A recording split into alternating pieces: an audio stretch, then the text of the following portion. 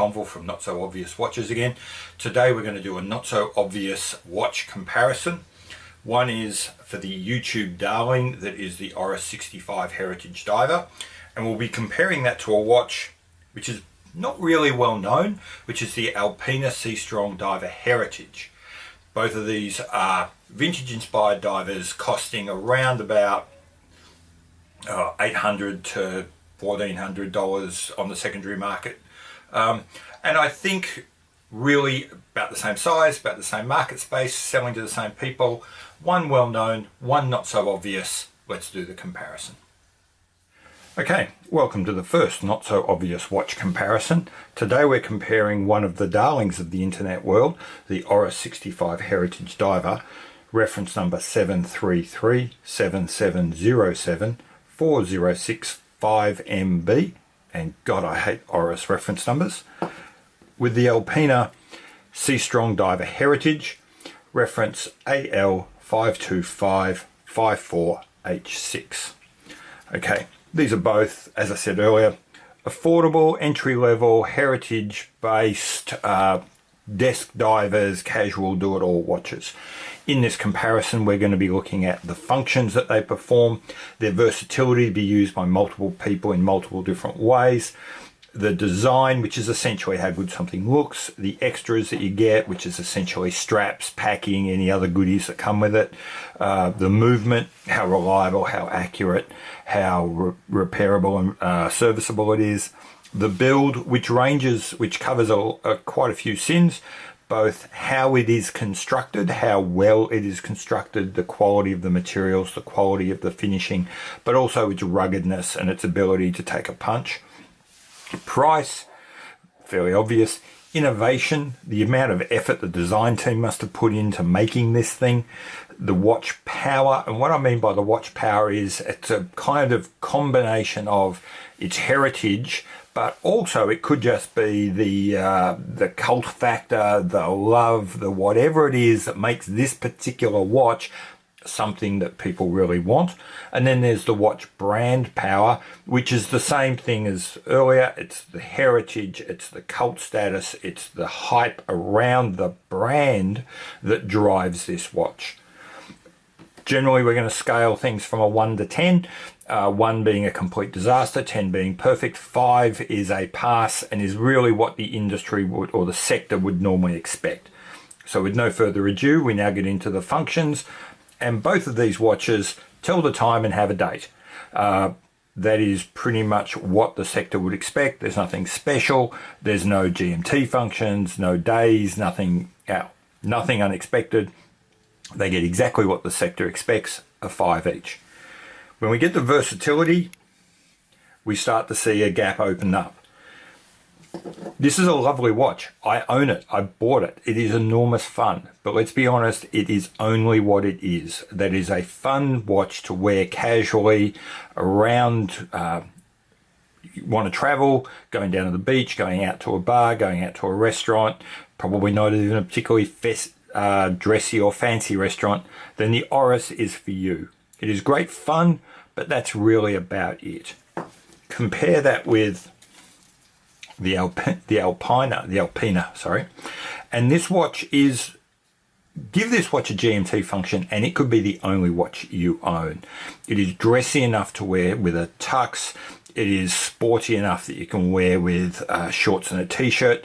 It can pretty much do everything, not only by the fact of its design, but it is a true 300-meter diver. You could dive with this. It would be very fussy with the internal rotating bezel, but truly it can do everything you can do. Which brings us now down to the design. How do these things look? Now I'm about to be potentially controversial because I'll start with why I gave the Oris a 5. In fact, the Oris starts with a less than a 5 when I first started doing this comparison, in that ultimately I really don't like the way the black bezel works with any of the rest of the design. I think it's really incoherent and incongruent. If I look at the rest of it, it's very simply finished. There's nothing particularly fancy going on. At best, it's going to get a 5. And if you take away points for the bezel, which I don't like particularly, then it's getting less than a 5. But it is rescued. It is rescued by the wonderful doming of the crystal combined with the doming of the dial, combined with those wonderful constructivist Soviet style printed numerals. And this watch is just more fun than a box of monkeys. I love wearing this, and it has so many positive good things that I think they outweigh the negative. Unfortunately, add the negative to the positive and you end up with a watch which, whilst lovely, is still pretty much just a watch. It's a line ball, what you'd expect. On the other hand, this is a really classy design. Everything is nice and neat and clean, and it's just a wonderful reinterpretation of a classic watch brought forward. There's actually not a lot I could improve on this except for one glaring problem, and that is the location of the date window. The location of the date window is extremely jarring, and even as much as I love this watch, it's a long way from perfect because of that date window. Move that date window ideally down to the 6 o'clock, possibly to the 3 o'clock, and suddenly that 7 is becoming a 9 or even a 10. But given that the date window is where it is, that's a relatively serious flaw. So for me, I've dropped it down to a 7. Extras. This will be quick. Both come on. The Oris here, I received it on this NATO strap. It's a nice little strap, nothing particularly special. It can also come on a bracelet, can also come on a rubber band. It is the bracelets, the bands, the strap it's on are all nice, nothing special, industry standard, a 5. Likewise, the Alpina, I'm going to get that right. The Alpina comes actually on a black leather band, which I have obviously taken off because it's summer and I enjoy putting it on NATOs, and particularly fabric NATOs in the and enjoying the heat. But there's nothing particularly special. Again, it comes with a nice band. The band is nice. There's nothing special about it. No other goodies come. I'll call it, again, sector standard, gets a 5. Movement. Both of these watches get the same score, as they should, because both watches have exactly the same movement. Each company calls it something different, but ultimately it's a variation of the Sellita SW200.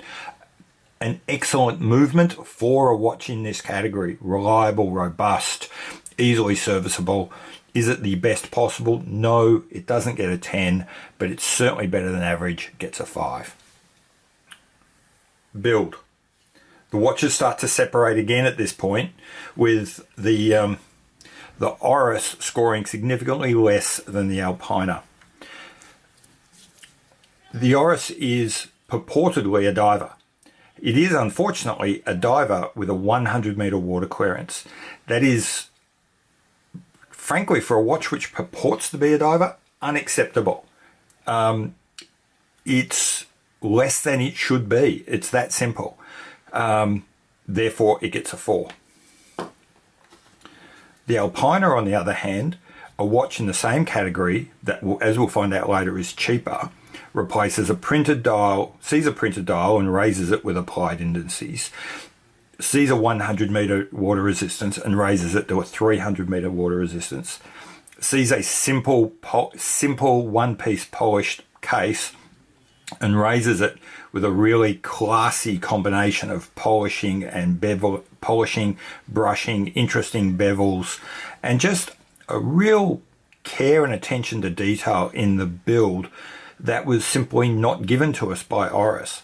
So as much as I do love the Oris, it's actually less than this sector would normally warrant. It gets a 4. Conversely, the Alpina, very close to max, it gets a 7. Price. Okay, the price range for this sector is really $800 US up to about $2,000 US. Both of these watches were towards the high end of that upon release. The Alpina being around about $1,500 on release, the Oris being a little bit more at about $2,000 on release. Both are slightly older watches. Both are available on the secondary market, new or unused, at significant discounts. Now I think you can see the Alpina for around about $1,200. You can see the Oris for around about $1,400 to $1,500. Both, particularly in these particular configurations, are actually getting quite hard to find. Okay, I'm going to class the Oris pretty much at industry standard at about $1,400. That's about what you'd be expecting to pay for this sector. The Alpina, given what it is actually quite a bargain. At now you could possibly for about 1,000 US, and I've given it a little bit over sector standard and a 6. Innovation, and here we begin to see the Oris fight back. I'll start with the Alpina. I keep mixing between those and it's frustrating me. I'm sorry if it's frustrating you. Okay, start with the Alpina. The Alpina is a straight homage to the Alpina 10 of 1967. It's been thoughtfully updated, made a little bit larger. Some of the finishing and some of the polishing is just a little bit better. Improved new movement.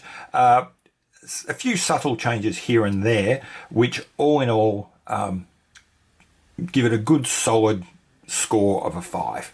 Nothing spectacular, nothing wrong, but a 5. The Oris, on the other hand, is again a homage, but not a homage to any particular watch. Rather, what this represents is an amalgamation of many design cues of many divers of this period. It really represents an excellent example of how to do a homage well. Kind of remember a period, sketch out broadly the highlights of that period, and then represent it in a new thing. And that's what Oris has done very well.